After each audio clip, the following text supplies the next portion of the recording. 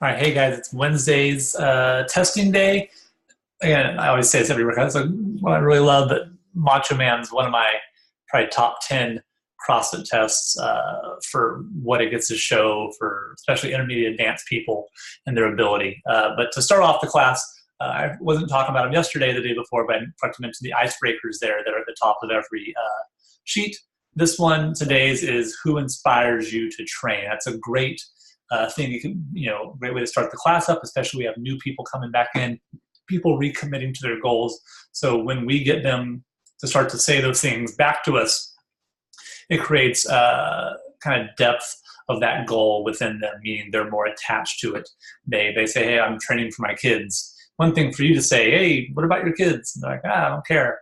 And when they go, I'm training for my kids, they have to verbalize it. That's a really important thing for them to want to keep coming, keep attending regularly, which is huge. So that's the icebreaker for today. Once we do that 3 times through, maybe 30 seconds each. I want 30 seconds with a wall sit, or if they're a little more advanced, I can hold a goblet, kettlebell in the front rack there, and a single arm overhead walk each arm. Will be a little sore from the bench press yesterday, and then they also need to get ready for overhead jerks today, and then a little bit of a shuttle run for 30 seconds. So 30 seconds, 30, 30. Each of those takes about 5 minutes total. Technically 4.5 minutes. I know there's a little crossover.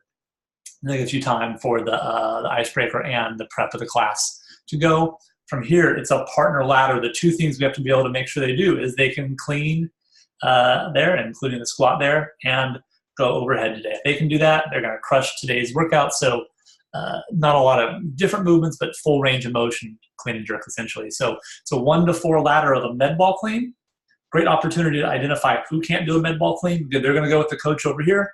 You're going to work with those mechanics of them, or just really work on the squatting mechanics most likely.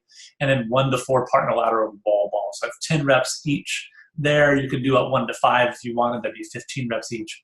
But I want to make sure there's plenty of time for skill instruction for part A. And that's going to be front squat technique and review.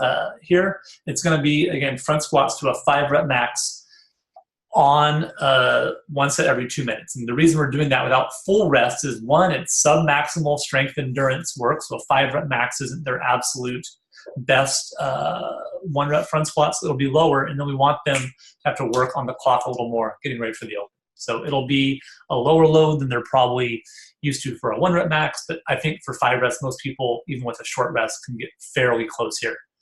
For fitness, it's 8 reps at 3:0x1 tempo, so that's a 40-second set. The dumbbell, there, one of the benchmarks we have for beginners moving into intermediate is to do 20 reps with a dumbbell at 50% of their body weight. So that's where we want everyone to be on that. So if you can get them that 20 reps, that's really great. But for today, it's just an 8 rep at 3:0x1 tempo there. And then performance sports is just a tough set of 5 reps there. So they build up 1 set every 2 minutes for 12 minutes. If they need 1 more set, yeah, go ahead. But we do have a lot of prep and build up for part B, which is Macho Man. And Macho Man's CP battery endurance. So it's not to say where we're building up to 90% of our 1 rep max, or even 77% of it for the snatches over and over there. It's probably going to be closer to, say, ideally it'd be about 2/3 here would be really good. If they're over 2/3, it's going to be challenging if they're like 80%, meaning if they clean and jerk 160 and they're going to do this for 135, you see how it's going to get challenging. And it's 1 rep, 1 set of 3 power cleans, 3 front squats, 3 split jerks every minute on the minute for as many minutes as they can do. But just like Lynn yesterday, we have a way to make this work in the gym so it doesn't go on forever. For most people, getting to 10 rounds of this is really challenging, even at 135. It's a tough workout there. So, 1, you have to drop the load down some for people.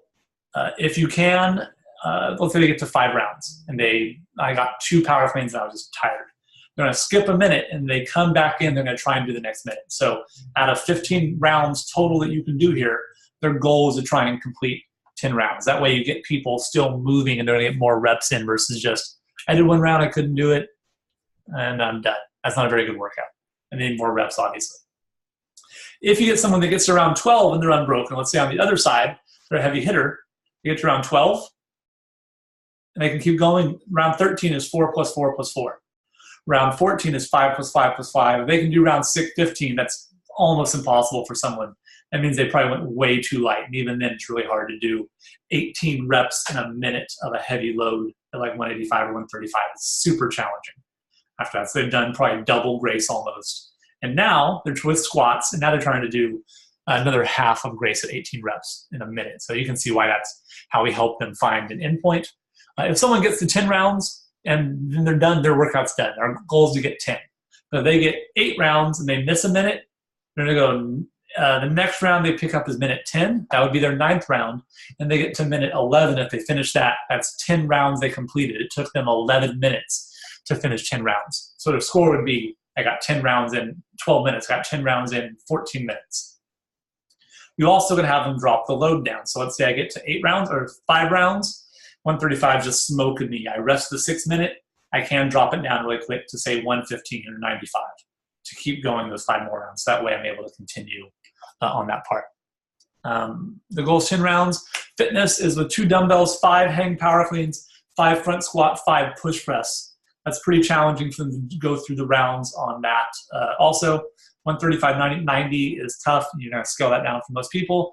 185, 125 for your heavy hitters should give them the dose they need, and that is Macho Man. And barbell cycling and submaximal CP work is killer for the open here because there's always a high rep, kind of heavyish workout on the barbell, but they're going to be ready.